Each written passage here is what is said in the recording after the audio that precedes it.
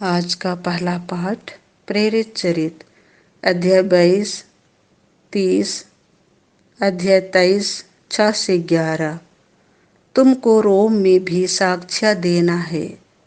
दूसरे दिन कप्तान ने पौलुस के बंधन खोल दिए और महायाजकों तथा समस्त महासभा को एकत्र हो जाने का आदेश दिया, क्योंकि वह यह निश्चित रूप से जानना चाहता था कि यहूदी पौलुस पर कौन सा अभियोग लगाते हैं। तब उसने पौलुस को ले जाकर महासभा के सामने खड़ा कर दिया। पौलुस यह जानता था कि महासभा में दो दल हैं, एक सदूकियों का और दूसरा फरीसियों का। इसीलिए उसने पुकार कर कहा, भाइयों, मैं हूँ फरीसी और फरीसियों की संतान। मृतकों के पुनरुत्थान की आशा के कारण मुझ पर मुकदमा चल रहा है। पौलुस के इन शब्दों पर फरीसियों तथा सदूकियों में विवाद होने लगा और उनमें फूट पड़ गई, क्योंकि सदूकियों की धारणा है कि ना तो पुनरुत्थान है, ना स्वर्गदूत और ना आत्मा। परंतु फरीसी इन पर विश्वास करते हैं। इस प्रकार बड़ा कोलाहल मच गया। फरीसी दल के कुछ शास्त्री खड़े हो गए और पुकार कर कहने लगे, हम इस मनुष्य में कोई दोष नहीं पाते। यदि कोई आत्मा अथवा स्वर्गदूत उससे कुछ बोला हो तो। विवाद बढ़ता जा रहा था और कप्तान को डर हो रहा था कि कहीं वे पौलुस के टुकड़े टुकड़े ना कर दें। इसीलिए उसने सैनिकों को आदेश दिया कि वे सभा में जाकर पौलुस को उनके बीच में से निकाल लें और छावनी ले जाएं। उसी रात को प्रभु पौलुस को दिखाई दिए और बोले, धीर बने रहो। तुमने यरूशलेम में जिस तरह मेरे विषय में साक्ष्य दिया है, तुमको उसी तरह रोम में भी साक्ष्य देना है। यह प्रभु की वाणी है।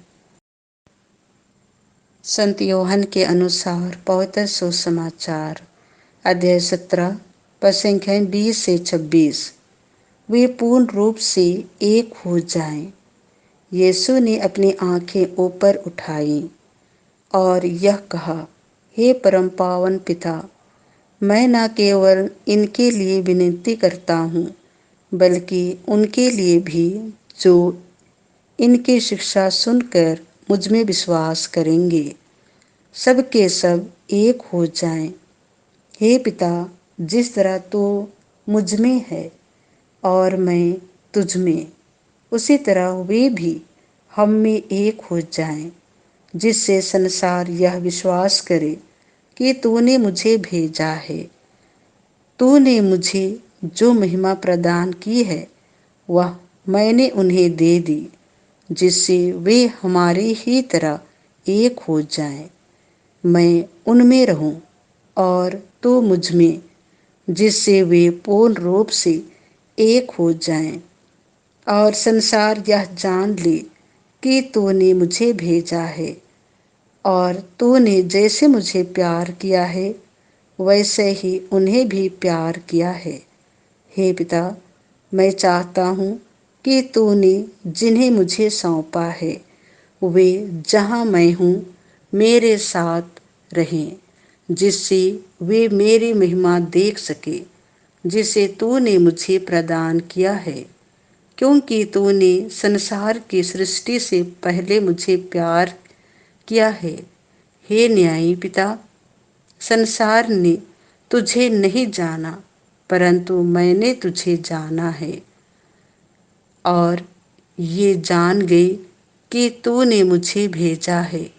मैंने इन पर तेरा नाम प्रकट किया है और प्रकट करता रहूँगा, जिससे तूने जो प्रेम मुझे दिया है, वह प्रेम इनमें बना रहे और मैं भी इनमें बना रहूं।